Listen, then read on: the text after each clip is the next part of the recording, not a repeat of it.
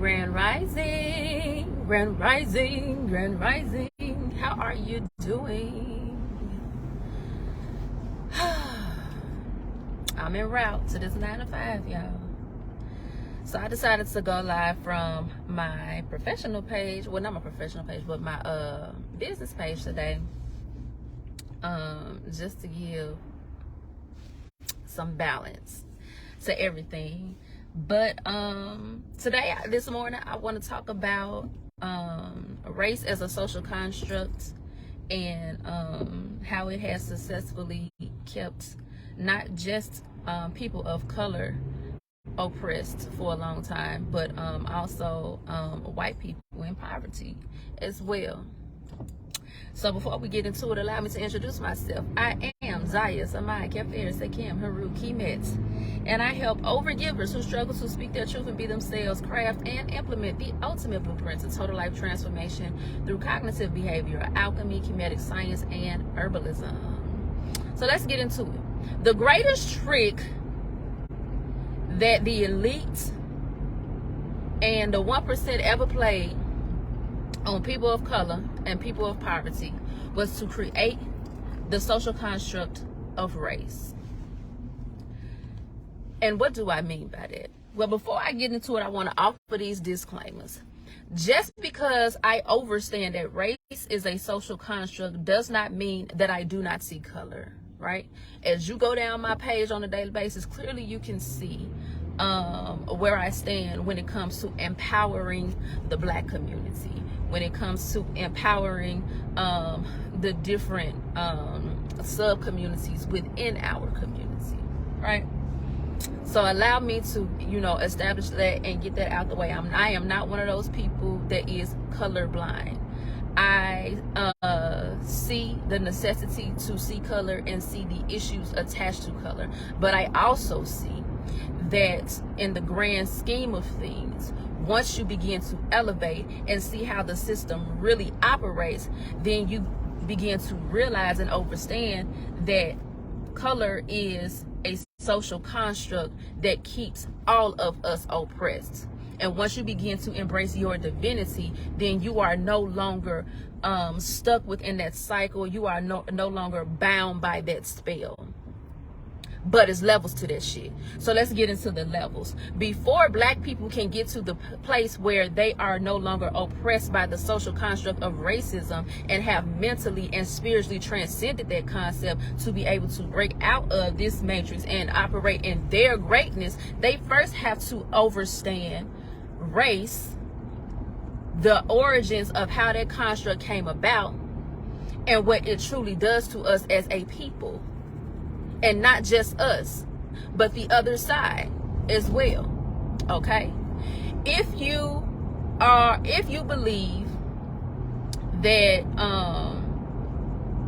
the issues that you are going through are simply because you are Black, then you have missed the mark. And I feel the need to speak on it because I spend so much time talking about how the system works against Black people that I don't think people ever really get to realize that it's not so much about race once you really understand the system. So I think it's important. The reason why I spend so much time trying to educate Black people about the way systems work and how institutions work against us, hey Jessica, is because we have to be able to catch our equilibrium. We got to be able to get on our square. We have to understand the way systems work and come against us so that we can develop our defenses and fortify those things so that we can then go on the offense, which is going out there, getting your inheritance and establishing your legacy for the next generation. But before you can do that, you got to fortify your fences, your defenses. You got to understand that the media is conditioning you and your family on a daily basis with negative concepts about who you are. And not only are they conditioning you with negative concepts about who you are, they're taking the truth of who you are, they're taking your culture and they're capitalizing on it in so many different ways, monetarily, energetically, systemically, and everything else.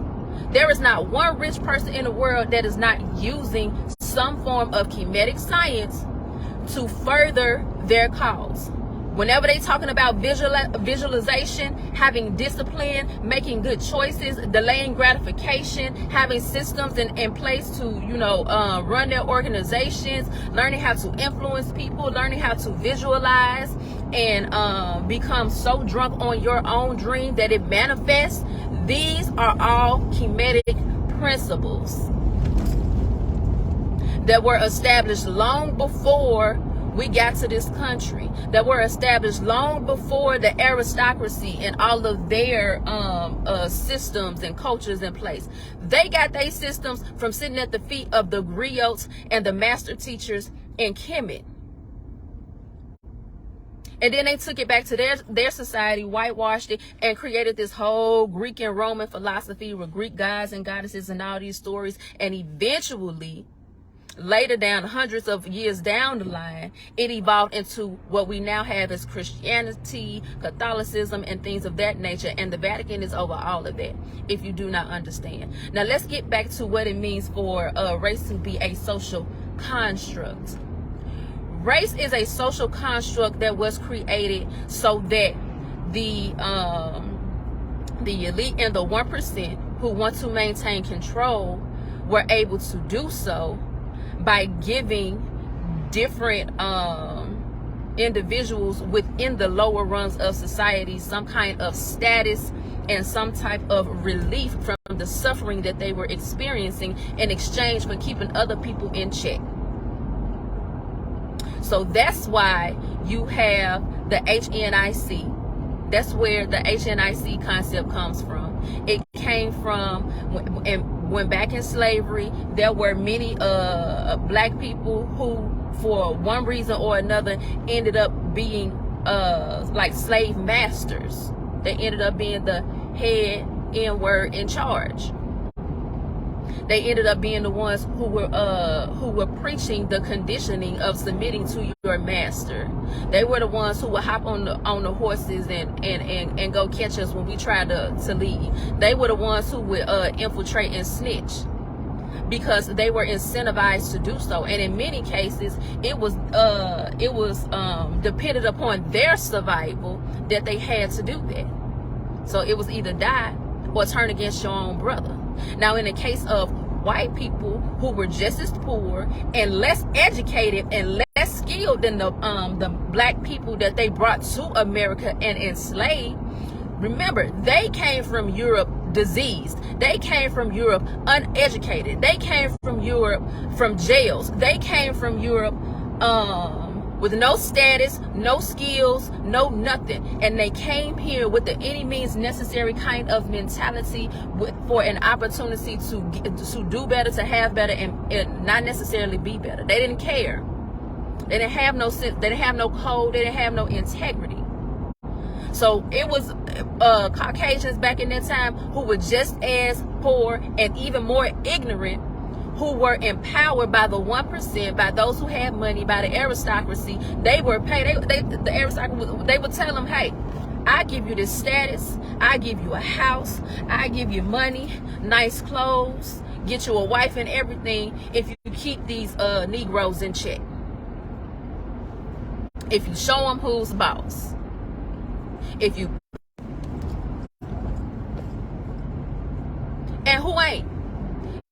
Who wouldn't do that?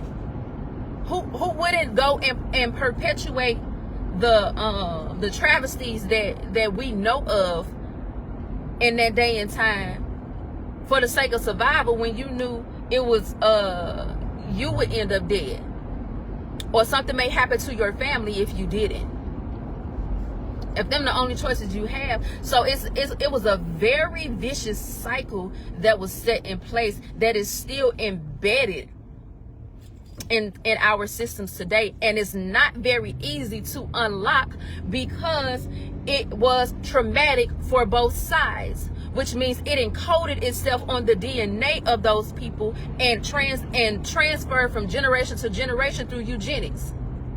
And so now it's real, even though we do know and we do see and our eyes are wide open, some of us can't even really help to be betrayers or Uncle Toms or, you know, stepping fetchings or whatever you want to call them, because it's in their blood.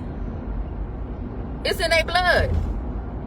That's something that we have to realize as black people. When they say all skin folk ain't kinfolk, that's where that originates from, and that's why we still have to deal with that. We not only have to deal with the discrimination and the oppression of white supremacy, we also have to deal with the fact that our own people are our worst adversaries in many cases, because they are not your comrade and working toward elevation for the sake of furthering the race or furthering the community. They are working toward elevation and upward mobility in society for the sake of becoming the oppressor, because in their eyes, the only sense of peace, the only sense of control, the only sense of power and freedom that they've ever known is through that of the oppressor. So they then want to become the oppressor so that they are able to capitalize on the benefits that come along with it, and they don't mind pretending to be your friend, pretending to be your colleague, pretending to be somebody who you trust to steal your ideas, pretending to be somebody that admires you so that they can hijack your sense of style and the way that you do things and wear it as their own and keep it as their own, because the only form of freedom and success they've ever known is through those kind of unsavory methods. They have no code, and you have to do the deep work to get to a place to where you don't want to be like that no more. You don't want to do that anymore. So it's a very unique position for black people to be in, because you first have to understand all of those different aspects before you can transcend it and get to a place where you realize all of this shit is an illusion. And if you lean into your greatness, your strengths, your abilities, embrace your divinity, focus on and visualize what it is you desire to have in your life that is going to give you peace, that is going to give you evolution, that is going to give you legacy, then that's what it's all about. But there are so many people on a daily basis who I see that don't understand the basics, or just tired because they feel like they out here by themselves, and it's really not a whole lot that they can do on their own to get to that space, to where they feel empowered enough to keep pushing forward in these kind of dynamics. But that's what I wanted to speak on today. If you are listening and this resonates with you, please share the video. Go ahead and sign up for my free 5-day chakra challenge. It will be happening in a few days, and be on the lookout for emails and text messages taking you through the onboarding process. All right, y'all, I'm getting pretty good at this.